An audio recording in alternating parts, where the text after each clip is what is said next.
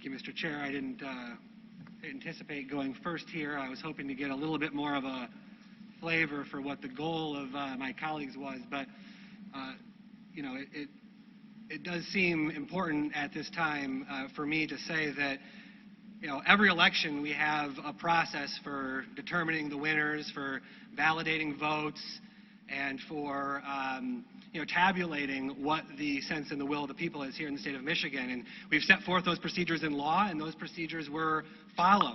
And here in the state of Michigan, we had a safe and secure election, and the process this year was no different than it has been so many earlier years, where we have, as a legislature, set a process in law, and then that process is carried out by bipartisan election officials, clerks across our country, or across our state, sorry, in townships and in cities. And that's what happened this time. So I want the voters and the citizens here in Michigan to know that there is a normal and ordinary process to audit elections and to make sure that you know, elections were run in accordance with all those laws. And those processes are going to be followed.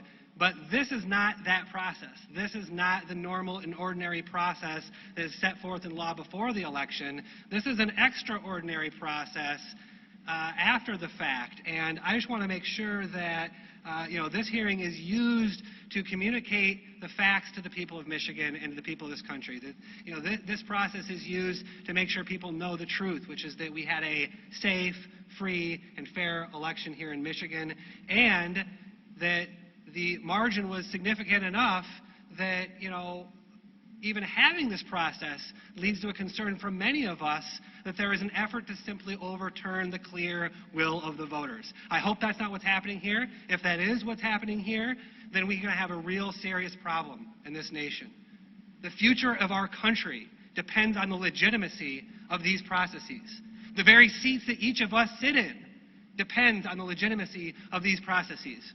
And if anyone is going to be calling these processes into question without any evidence, as has been happening in the highest parts of this country, that's wrong, that's despicable, that's un-American, and no one should do that. We should all stand up for the voters who sent us here and for the safe, fair, free process that we had in our state. And I was, if you can't tell, I was incensed when the President of the United States got on national TV and lied about what happened here in Michigan.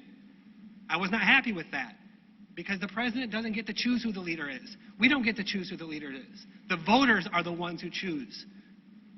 Thank you, Mr. Chair.